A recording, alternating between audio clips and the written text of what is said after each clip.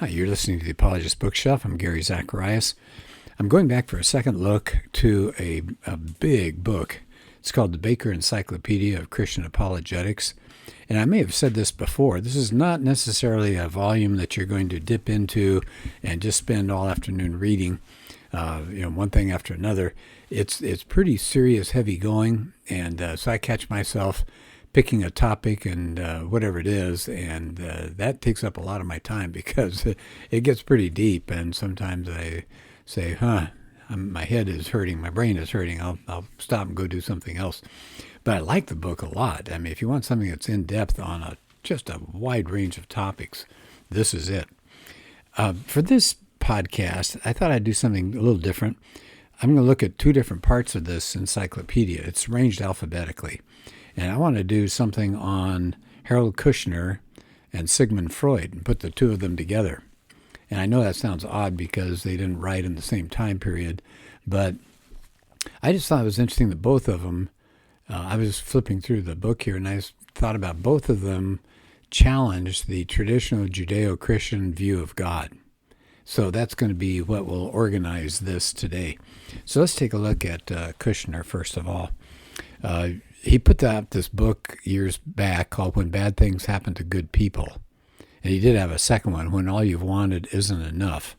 And he challenges Christianity at several major points.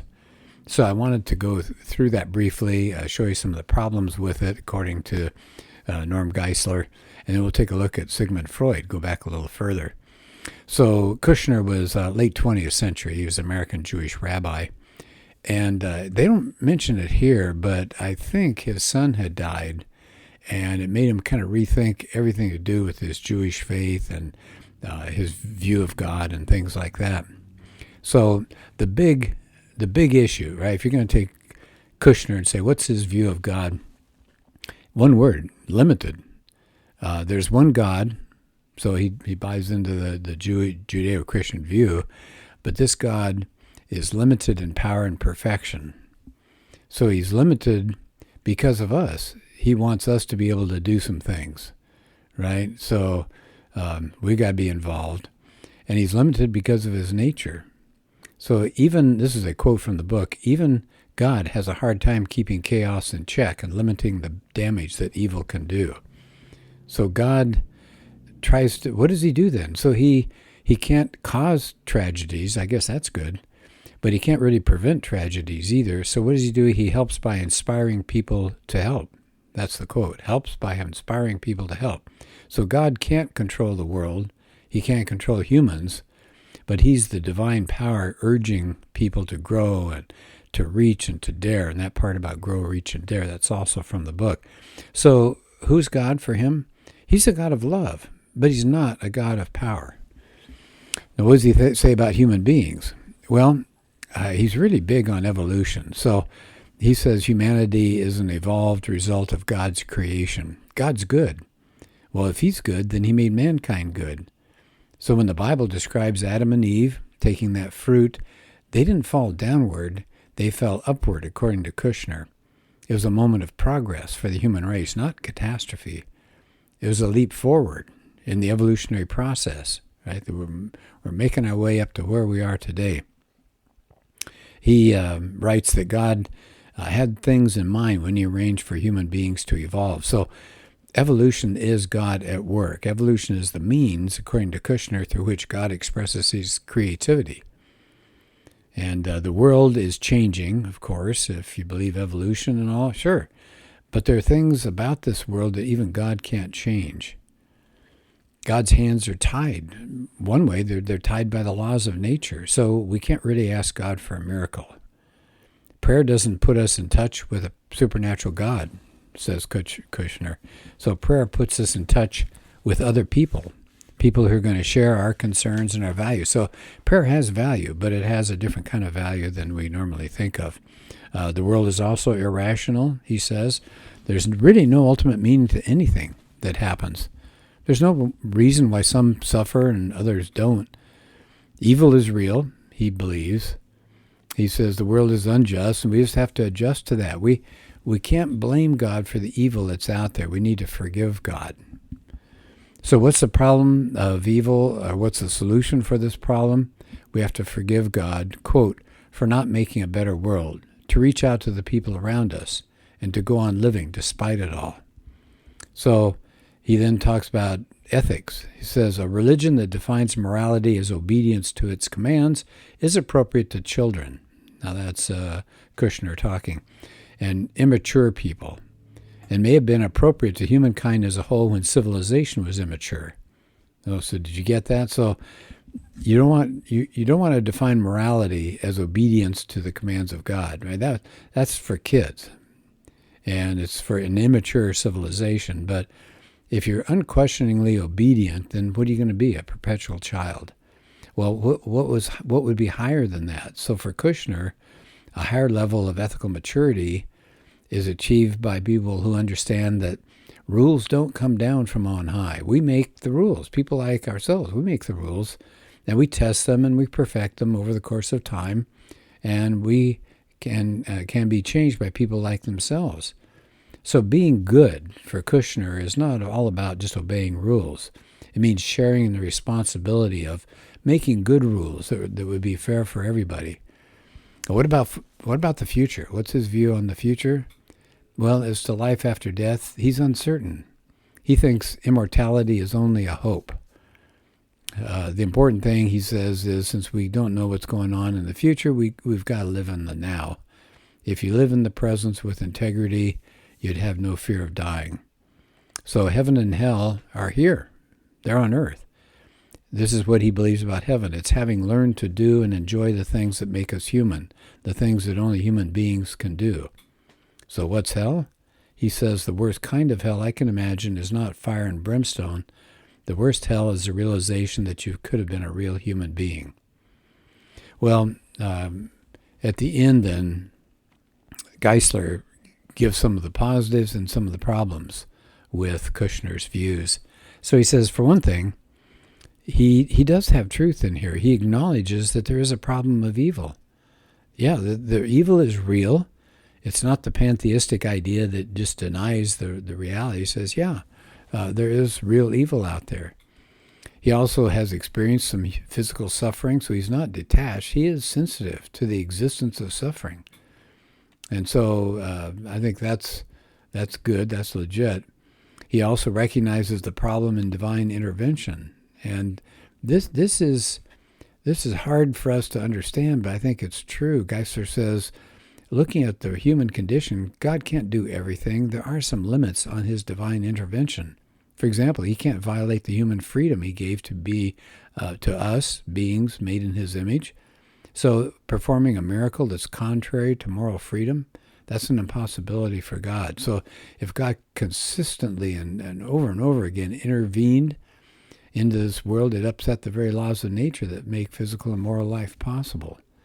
Well, at the very end of that section, then he talks about some of the objections and weaknesses, and so I'm going to add a little bit to it as well. So first, he says this is called finite Godism, the idea that God is limited. He says that's without foundation.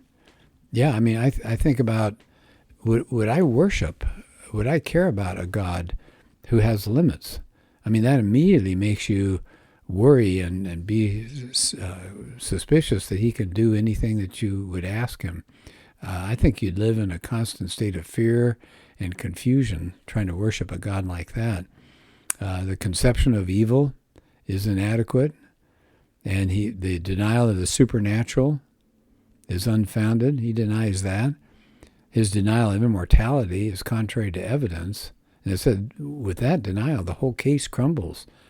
Because, what is he saying? Kushner is saying, we have wrongs that are in this life, and this life is over, that's the end, so evil will never be fixed. But that's not the Christian view. The Christian view says, yes, things look unfair and they look bad now, but that's not the end. That's not the finality of it. It's going to go on, and things will be fixed, but not right now in this world. So that's contrary to the Christian view. So that gives you an idea of Harold Kushner. Well, what about Sigmund Freud? What are some of the challenges that he makes? Of course, he's the father of psychoanalysis. he was a really influential atheist, maybe the number one. And his view of religion has ended up being pretty widely accepted as a rationale if you want to disbelieve in God. So he wrote on psychology, of course, but he was also occupied with religion. He wrote something called Totem and Taboo and Moses and Monotheism. But they said his most influential work to try to undermine belief in God was a book in 1927 called The Future of an Illusion. So, first of all, Freud did find some positive things about religion. He thought there was some truth there, and some religion may all be true, but it can't be disproved. And he said it would be helpful if it was true. And I said we do have a feeling of dependence that religion lets us know we were dependent on God. It's provided a lot of comfort for people, and part of the goals of religion are wonderful, like brotherhood and easing suffering of good people, and it's been a huge part of culture. So despite these benefits, now you'd say, well, those all sound pretty good, but he believed religion has to be rejected as authoritarian. You got to reject it in its form. It's unnecessary. It's inadequate. His whole thing is it seemed to him that religion was founded on this illusion, this dream of wish fulfillment. It's something that we wish to be true, but we don't have any basis for trust just beyond our wish. So we want there to be a God. We want there to be a life after this life. So he says, Geisler says in a way, what Freud is saying is that God is a childhood neurosis that we don't ever outgrow, that we kind of want a heavenly security blanket. He said, Geisler says we want a pot of gold at the end of the rainbow. But he said that doesn't mean there is one. So here are the reasons Freud says religion is harmful. It arises from the desire for a cosmic comforter. It started during a primitive period of human development. It drains energy from the drive to solve world problems. It's selfish. It's impatient. It wants a reward when we die. It may contribute to a passionate, irrational nature because it represses sexual development. It keeps people in a state of immaturity and childhood. Its adherents are closed-minded. It's not needed. Humanity now has science to control the world, and we can get along without religion. It's not brought personal or social satisfaction after all these years of effort. It says, so those are the main things that he says about it, and I'll get to some other things that Geisler has to say, but I was just looking at these items here. It arises from the desire or wish for a cosmic comforter. Well, I would say take a look at Christianity. Is it a comforting religion? Partially. But if you're going to create a religion, would you create the idea of a hell? Would you create the idea of a God who has perfect standards? No, I don't think so. Would you create Jesus who came into the world and lashed out at the people who are trying to be religious, like the Pharisees? Secondly, it says, this is back to Freud, it originated during a primitive period of human development. Well, so what? Right? It doesn't matter when something started. It's what does it say and what does it believe? Number three, it drains energy to solve the world's problems. That's not true, at least as far as Christianity goes. It's the Christians of the world who've, from the very beginning, they took care of the sick, they took care of the outcasts, they took care of the kids that nobody wanted. It was Christianity that started universities. They solved a lot of problems in this world. They've set up places like Red Cross and things like that. I mean, Christianity has been involved. It's rolled its sleeves up, and it has the drive to solve the world's problems. It was Christians that got rid of slavery in the Western world. It says, the other complaint, he says it's selfish. Well, again, that's not Christianity. Christianity says we're all beggars. Nobody's better than anybody else, and we need a helping hand from God. We can't save ourselves. That doesn't sound selfish to me. It's saying, I can't do it. I depend on God. He says, it keeps people in a state of childhood and immaturity. Really, some of the most sophisticated people in the world have been Christians. Its adherents are closed-minded. They do not willingly give it up under any circumstances. I don't know where he gets that, closed-minded. I don't think that's the case at all. Anyway, let's get back here to him. What's an evaluation that Geisler comes up with? He says, it seems like his rejection of religion seems prejudiced, unreasonable, and even cruel. He says, he says, well, he doesn't even care that maybe it's the tenets of the faith are true, and he puts down all those things just to go after it again. He assumes that the desire for satisfaction is wrong. It's like saying, well, the desire for food and water would be wrong. He assumes that all religions involve the desire for comfort, but some are not comfortable, which is what I was saying before. I mean, Christianity is not a comfortable religion. He also says that cultural ignorance of our ancestors doesn't automatically disqualify the religion. Said one can be educated by a secular culture away from a thoughtful consideration of religious things. He also says instead of draining energy from caring about the world, religion has stimulated the highest help. Yeah, I think that's exactly right. Regarding human passions, it says experience shows true religion does not contribute to uncontrolled passion. Right? Religion controls human passions. Yeah, I'd say Christianity does that. He says the failure of a lot that don't use religion right, that doesn't invalidate it. He says committing adultery doesn't disprove the value of marriage. So I think that's another good point there. Well, I'm wrapping up here at the end here. Said, what about his claim that religion is an illusion? He said, an illusion is something based only on wish. And so apparently what Freud was saying, the belief in God has that characteristic, so therefore it's a wish. But he says you could challenge that. Not everybody who believes in God do so because they wish for a cosmic comforter. Some find God because they thirst for reality. Many are searching for truth, not just because they're concerned about feeling good. Let me interrupt here again. I think about J. Warner Wallace. He said his life was pretty good without God. He had a family, he had a good job, and he was a decent person. Now, he said he came to Christianity not out of a need for it, but because he believed it was true. And he said it hasn't made his life necessarily easier, but it was true. There are many discomforting dimensions to the Christian belief in God. Yeah, that was what I was saying before. Here's what Geisler says. God's not only a father who provides, he's also a judge who punishes. Christians believe in hell, and yet they don't really want this to be true. And then I thought this was really interesting. Geisler says Freud may have it backwards. Maybe our images of earthly fathers are patterned after God rather than the reverse. So God has created us in his image. So maybe the Christian's belief in God is not based on a desire to create God. Rather, maybe the atheist's belief that there is no God is based on the desire to kill the Father. That's interesting. So he's saying it may be the atheist who's doing the wish fulfilling. They don't want there to be a God. So it says the mere human desire for God is not the only basis for believing that God exists. There are good reasons for believing that he exists. Yeah, exactly. And we've covered this a lot of times in different podcasts. Things like, why is there something rather than nothing? That's the cosmological argument. Where'd the universe come from? That's a good argument for God. What about the argument from design? Why does everything seem to be so perfectly balanced for life here? What about DNA? Where do you get information like DNA? What about the moral argument?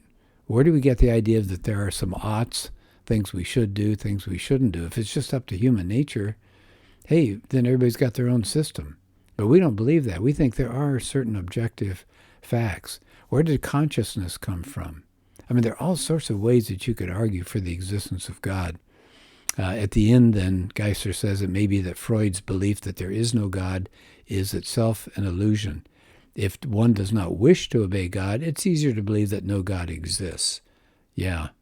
And he says at the very end, if one's living in sin and rebellion against God, it's comforting to believe that neither he nor hell exists. And he gives a couple of verses to take a look there. So I'll leave these with you. Psalm 14:1 and Romans 1:18. So there you go. There are two people that have impacted the world. And because of our fallen nature, I think they've gotten a lot of play. People like what they have to say. Well, that's it for this time. Thank you for being part of the podcast. Talk to you later.